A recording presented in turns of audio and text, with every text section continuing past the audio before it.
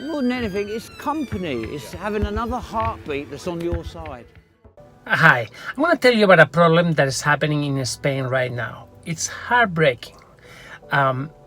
Because it's both a failure of society and is a situation that some very unscrupulous people are exploiting to the max.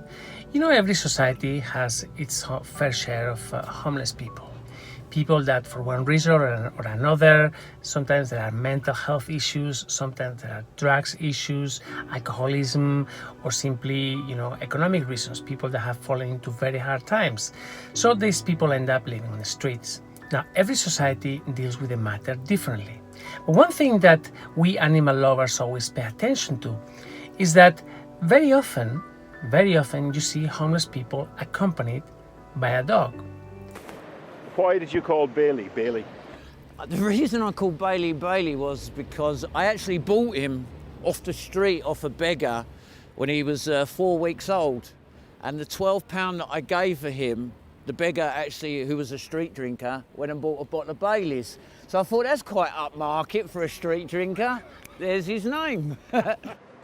There's endless interviews and endless stories of homeless people that left the streets, and they tell you that in those very difficult days, a dog or sometimes a cat were their main support, their friend, the reason why they stayed alive.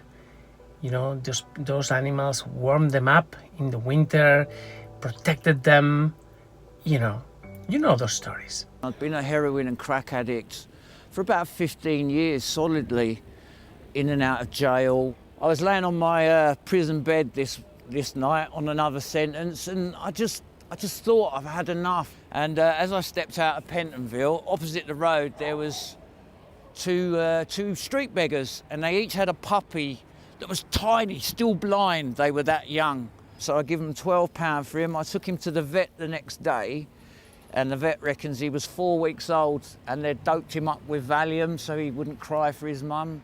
So I've had him since then. I had to get him off the drugs. Weaned him. I've had him since, and I haven't touched the Class A drugs since. Okay. Well, what's happening in Spain is very curious right now. People have realized that when one of these homeless persons, they ask for money on the streets, people are very, usually they don't want to give them any money.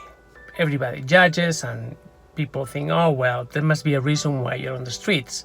So usually those people, they don't receive much help. In the old times, a few years ago, I remember when I was a kid, you will see groups of people on the streets begging with children. Sometimes those people were coming from other countries and they brought their children with them. Usually you saw these children and it was really heartbreaking, and those children, they were always sleeping, So it turns out that those kids were being dragged very often, and they were used as a prop to beg. In India, for example, this is a very common problem as well. So over the years, society understood that this couldn't go on. And one of the things they did was they forbade begging on the street using children as a prop. So right now you don't see people begging with children, but you see people begging with dogs, with puppies. And you don't see just one or two. You see a lot. A lot of them. So many that there's been an investigation into how this thing happened and who are those people. Are these people really homeless people, or is it something more sinister behind all of this? So it turns out that it's unbelievable, but there are real mafias. Entire organizations finding vulnerable people in Eastern countries. People with with some kind of problem, physical problem, handicap. They bring them over here. They put them on the streets. And they give them a dog.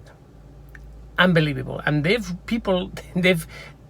realized that it's easier to collect money when you have a dog with you than when you're on your own. And because having a child is forbidden, so now everyone has doggies.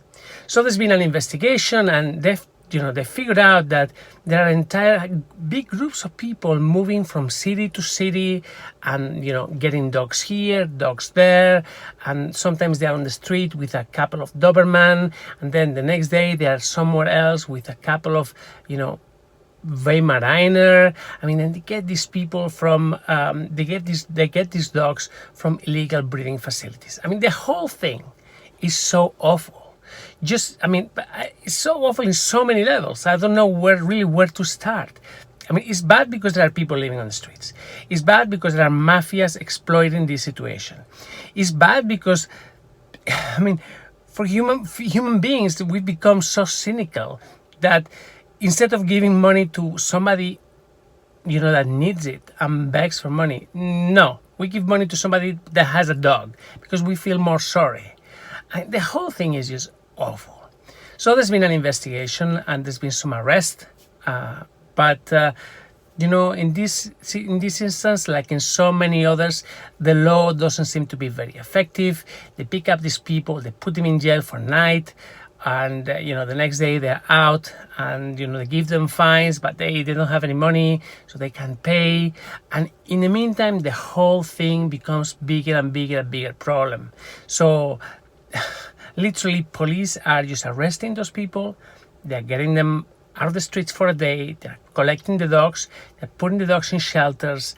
And it's a never-ending circle because there is more and more and more demand because those people are becoming more and more successful raising money and getting money from the public. It's heartbreaking. And no matter how you look at it, it's bad.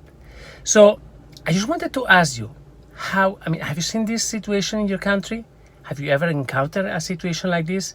I know I have given money to homeless people that were with animals, but it always felt right. It always felt that those people really needed it, and that those animals were with them, accompanying them, giving them support. But I don't know. I guess I'm just really shocked about the news, about the fact that this is so systematic and that it's become so normal and that it's become so, such a business. It's unbelievable. So next time you see someone on the streets with a dog, just make sure that the dog is awake, that the dog is responsive, that the dog shows some kind of affection to the person. If you see somebody on the street with a dog that is completely sleeping and it doesn't move and it seems lethargic, please, just don't give any money to them. Just call the police. Call the police and tell them and ask them to intervene because likely there's a crime being committed right there and then. I've been out there alone. It's a very lonely place. I've contemplated suicide. I've even gone to the bridge.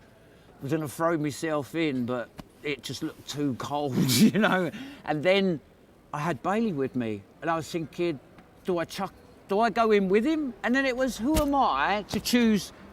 We all only live once. Who am I to choose when his time's up? So then I'm thinking, I have to leave a note for someone, and I couldn't find a pen and paper. And he just convinced me it wasn't right.